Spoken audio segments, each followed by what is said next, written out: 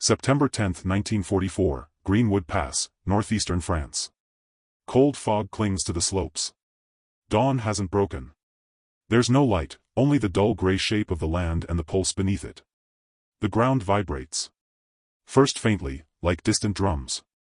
Then deeper. Heavier. Like a giant heart beating through the stone. I lie in a shallow trench above the Rhoda River, the mud frozen around my elbows. My name is Sergeant Tom Miller. 3rd U.S. Infantry Group. I was told this position was temporary, that we were pulling back to a more defensible line. We left yesterday. Today, I'm back.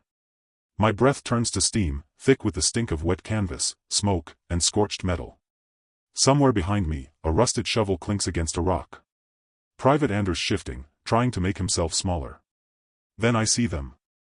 Silhouettes in the mist, long, hulking, and moving slow. Panzers.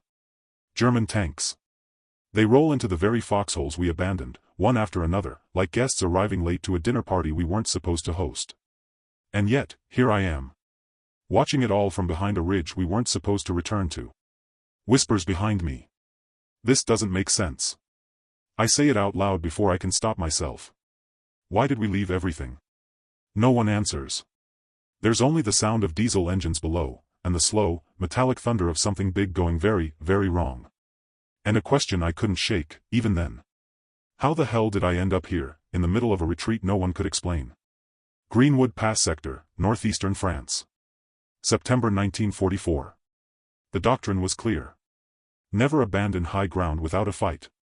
Never yield a crossroads, especially not one connected to a railway junction. And Heidelspach was the junction. 5 rail lines converged there, all of them feeding Patton's push toward the German border. Tanks. Fuel. Artillery. Wounded evac. That junction was the artery. Greenwood Pass was the ribcage that protected it. So when the order came down. Withdraw from Greenwood. Fall back west. Leave the corridor open.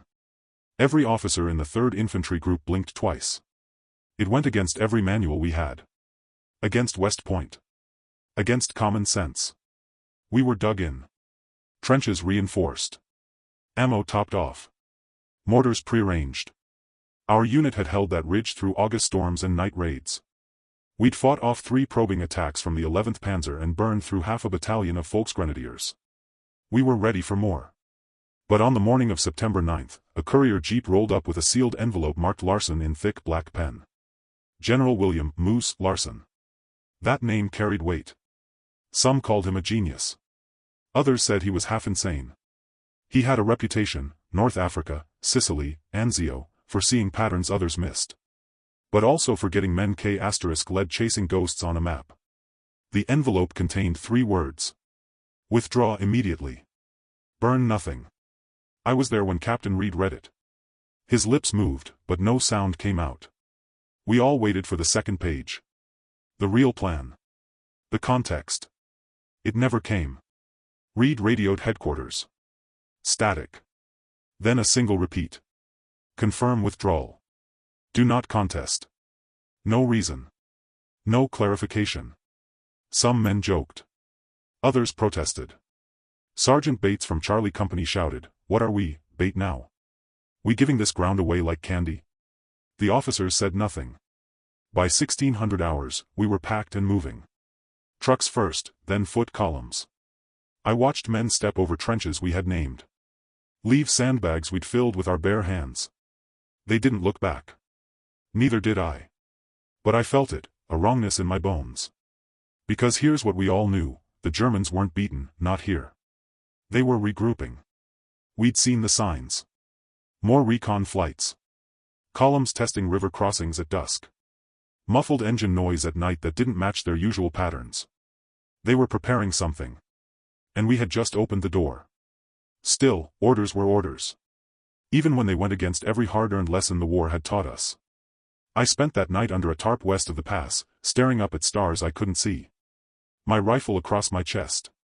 My thoughts circling the same impossible question. Why retreat from strength into uncertainty? That's when I realized.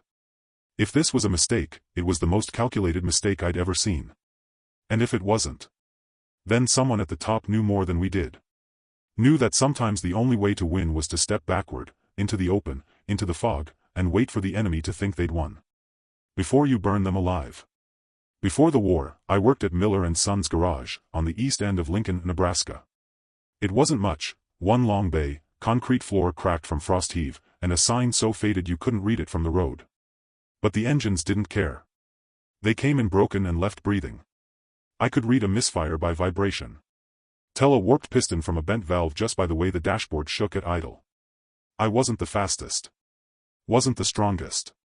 But when a farmer rolled in with a smoking crankcase or a city girl stalled out on Highway 6, I'd have it running by sunset, sometimes with parts that weren't meant to fit. My old man called it listening with your hands. I believed him. Machines made more sense than people. People lied.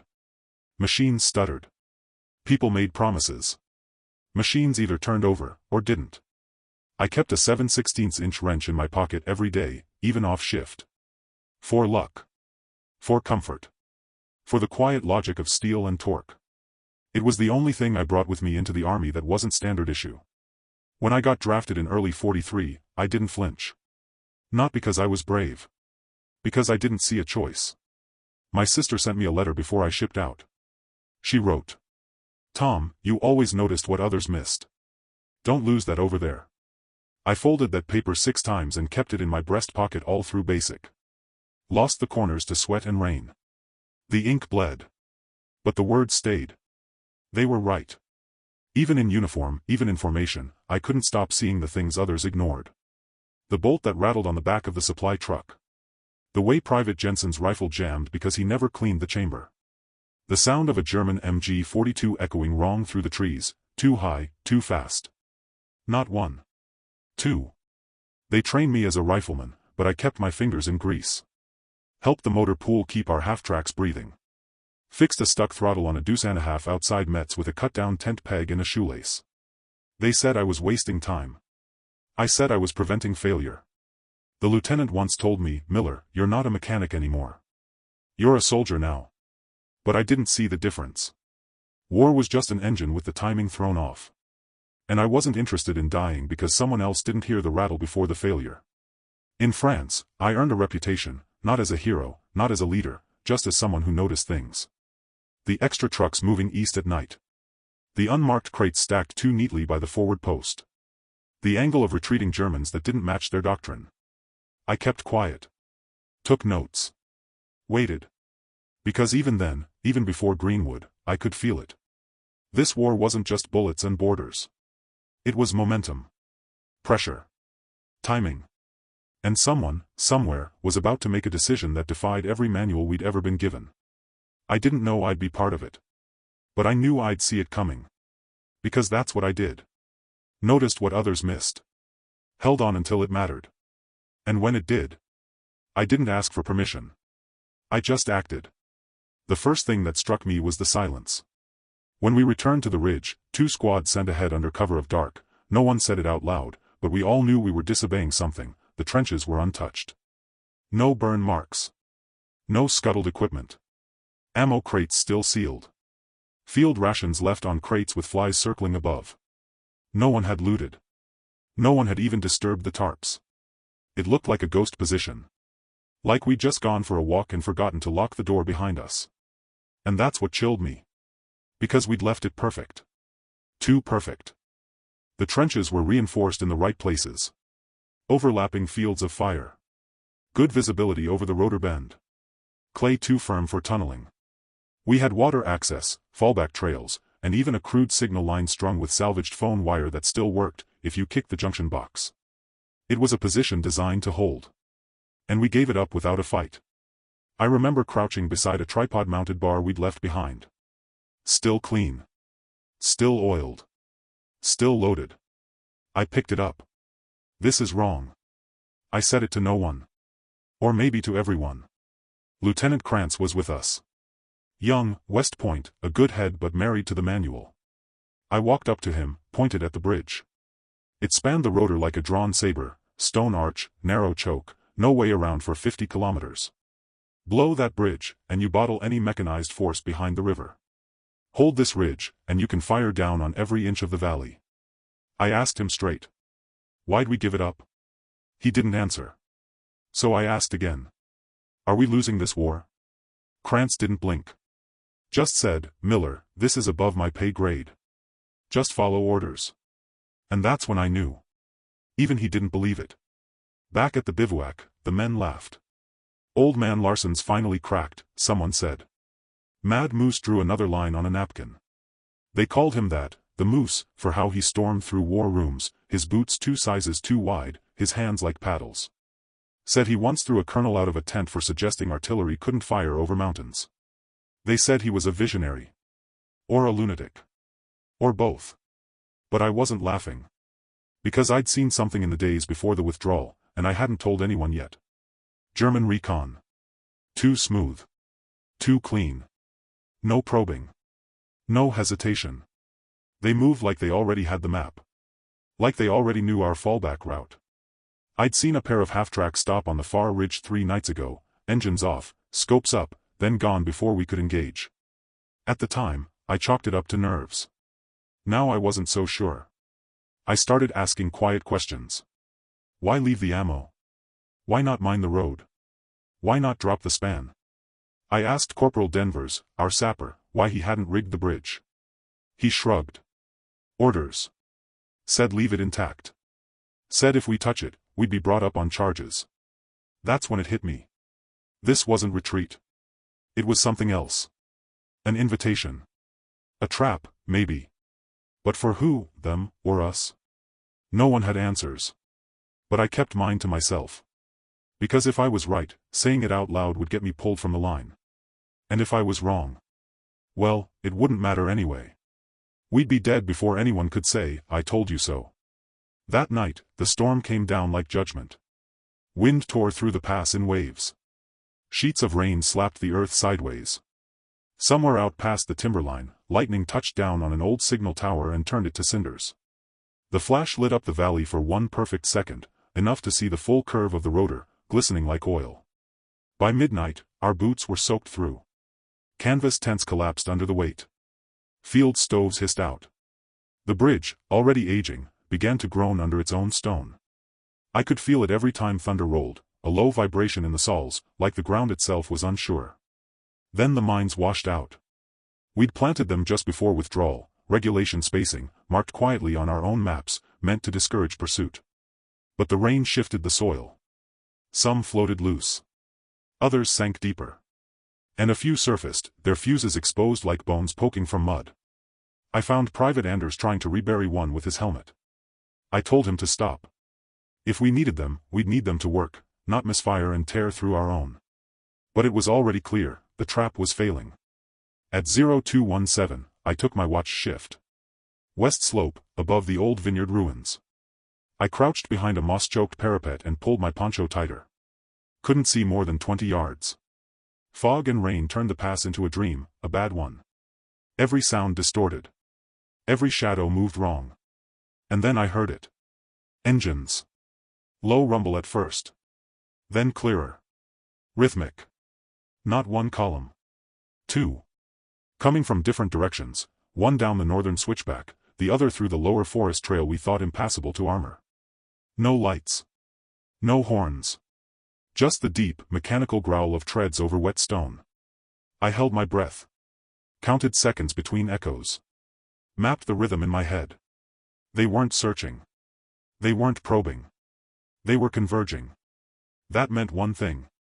They knew. I felt my stomach drop. Not from fear, from certainty. This wasn't random. This was enveloping maneuver. Classic double spearpoint formation, textbook German tactics when they had superiority. And we had just handed them the wedge. I slid down from the parapet, boots slipping in the muck. Found Sergeant Macready near the broken vineyard gate. Tanks, I said. He blinked. Where? Both sides. They're not scouting. They're committing. He hesitated, looked down at his watch like it could solve anything. Orders are hold position. No contact unless fired upon. I shook my head. If we wait, we die. But retreat wasn't an option either. The enemy was too close. Pulling back down that slope would expose us. The fog that shielded us would blind us too. And the men, most were already half asleep, soaked, demoralized, barely holding rifles above waterline. We were about to be pinned in our own fallback trench, with a broken bridge behind and 2 columns of armor ahead. I stood there, breath misting, mind racing. Then I saw it, above us, beyond the second wall of vineyard stone, the terrace. Old wine press station, long abandoned. Overgrown. Useless on the map. But I remembered something. The angle. From that terrace, you could see the entire bend in the supply road. The same bend Larson had circled on his map, 3 times, and labeled in thick pencil, bottleneck. And suddenly, I understood. This wasn't a mistake. It was AK*LL zone. If we stayed here, we'd be crushed. If we reached that terrace, and held fire, maybe we'd have 1 SH*T. Just 1. I didn't ask permission. Didn't wait for McCready to pass it up the chain, didn't file a report or draw a field map. I moved. First, I tapped Anders. Then Sipes. Then Garrison. 6 men, counting me. All that was left of 2nd Platoon's forward element. The rest were dug in lower, or scattered across fallback positions. If I hesitated, they'd die in those trenches, buried by steel before dawn. I know the sound of those engines, I said. There are too many. They're not recon. They're rolling straight through. Sipes looked up from his soaked ammo belt. So? I pointed uphill. We move. Now. To the stone terrace. It's the only place left with visibility. Anders whispered, orders say hold. I didn't blink. Then stay and die. I'm not letting you die here. No one replied. They followed. We moved in pairs. Quiet. Rifles slung. Mud clung to our boots like tar. The rain had slowed, but the fog thickened. I led them up the slope, past the broken vineyard fence, through a clutch of gnarled trees that once lined the old winemaker's path. I remembered it from patrols weeks before, a zigzag trail, half washed out, but enough to get us above the ridge without silhouette. By 0340, we reached the terrace. A low stone platform, 30 feet wide, maybe 10 deep, with a collapsed storage hut at the back and a view that, in daylight, would stretch all the way down to the riverbend. But right now, I could only see 20 meters. Rain still clung to every branch. Mist hung low. But beneath it, just barely visible, was the road. And the curve. The one Larson had marked in black. The bottleneck. It made no sense at the time. When I first saw that map, I thought he'd lost it, drawing circles on terrain we weren't even holding, calling it a trap corridor in briefings. No one understood. Now I did. Because the terrain narrowed there. A blind curve. 1 lane wide. Steep slope above, soft ditch below. If you hit the right vehicle there, you stop them all. And we were above it. Unmarked. Unseen. I turned to the men. We don't fire unless I say. We wait for the lead column to enter the bend. They'll think we're still downrange. And when they hit the trap. Sipes grinned. We make it a coffin. No radios. No signal flares. No backup. We didn't even know if artillery was still in place. But I had the wrench in my pocket. And I had a feeling in my bones I hadn't had since Normandy, when I cut a half-track's ignition line 10 seconds before a mortar landed on its hood. The feeling that I was exactly where I was supposed to be. We set up quick. Braced rifles against the stone. MG team tucked behind a broken wine press frame. Ammo dry-pouched and open. Garrison found an old crate of vineyard tools and used a pruning knife to cut firing slits in the brush. I took the bar. Propped it against a rubble wall. Checked my sights. Counted breaths. And then I waited. Below us, the engines grew louder. Steel moved in rhythm. The fog didn't lift, but it thinned. Enough to see the shapes appear. 1 panzer. Then 2 more. Then trucks. Troop carriers. Infantry. An entire column. And behind them, more, pushing from the east, late arrivals accelerating to catch up. They were converging on the same curve. On schedule. And they had no idea. They came into view like ghosts, shapes in mist, hunched forward, armored, confident. IVs in the lead, rolling 2 by 2. Then the half-tracks, canvas covers flapping.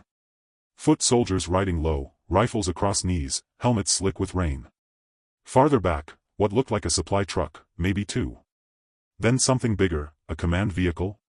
Hard to tell. The fog made everything shimmer, like looking through heat haze made of ice. But I didn't need clarity. I needed timing.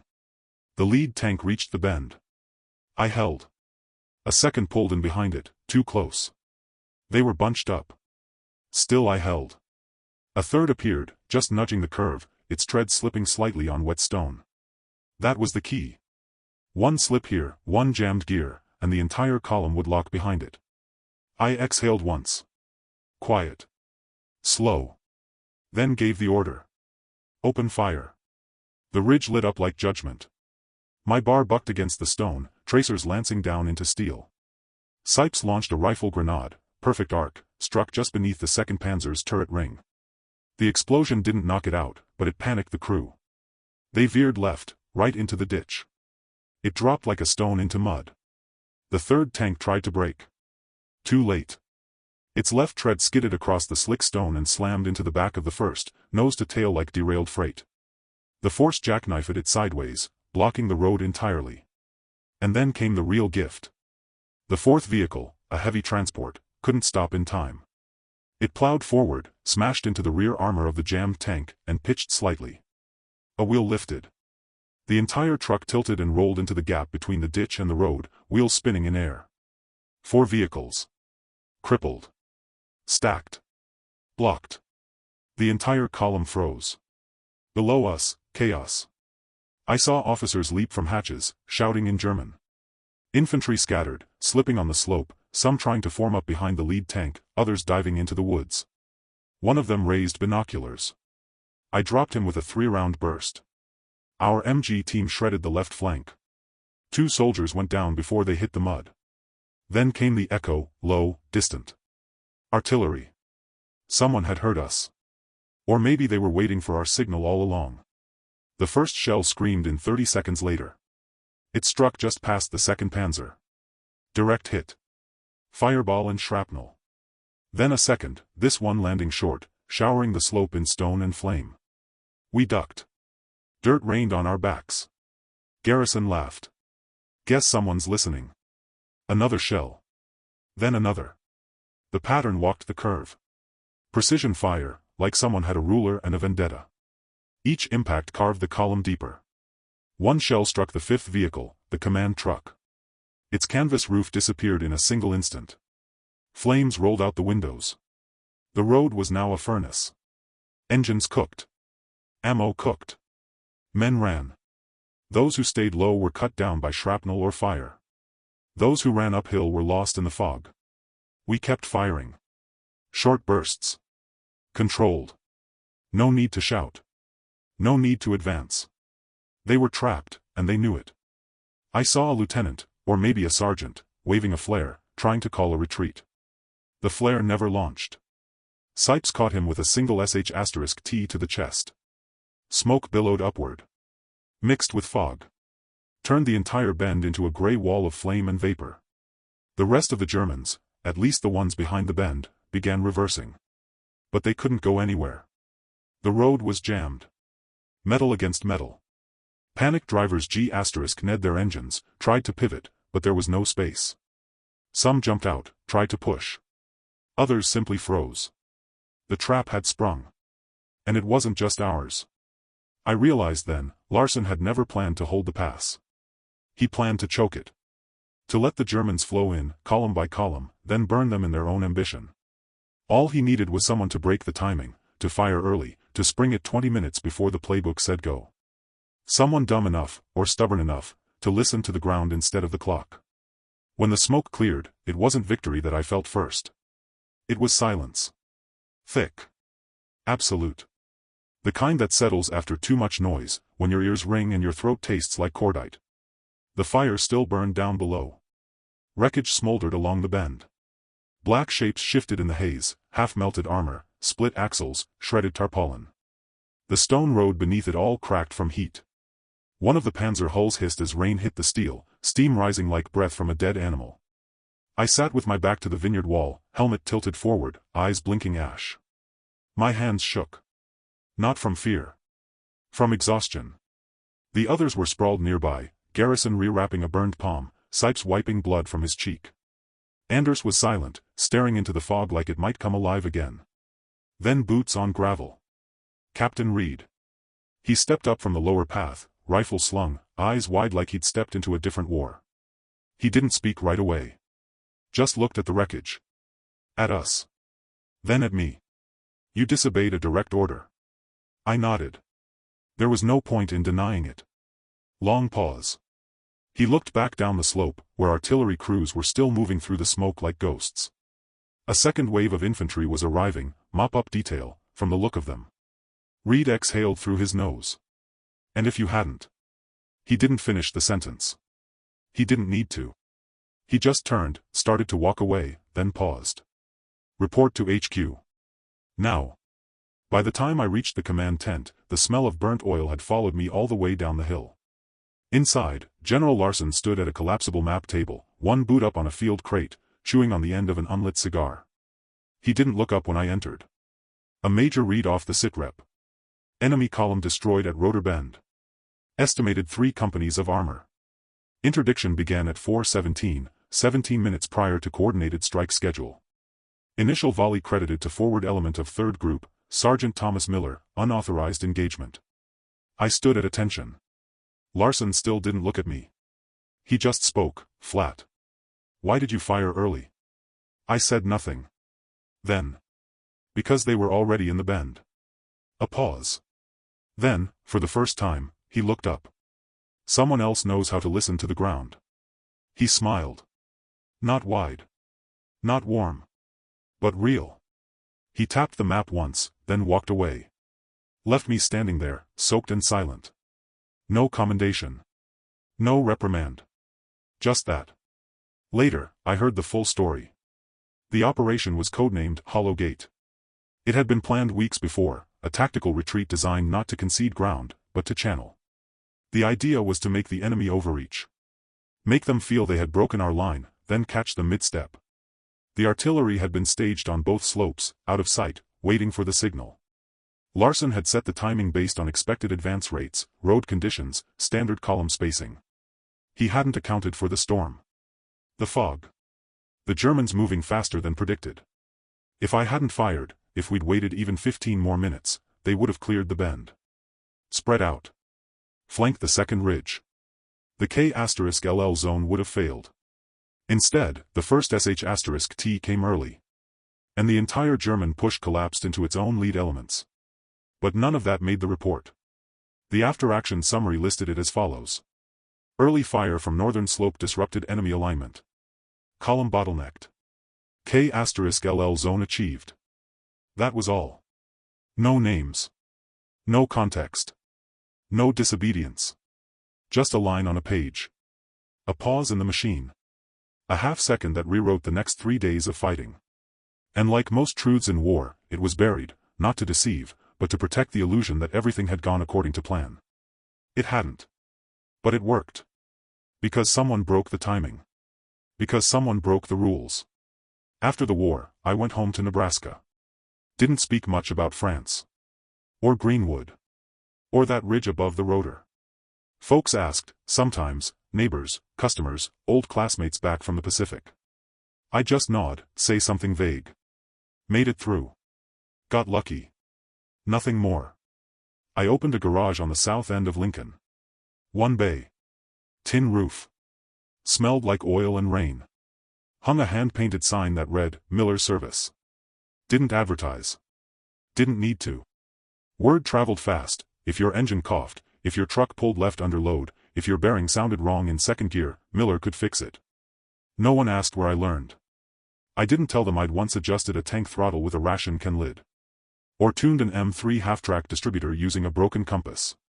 Or that the sound of a bad gearbox still reminded me of incoming artillery. Some things didn't belong in daylight.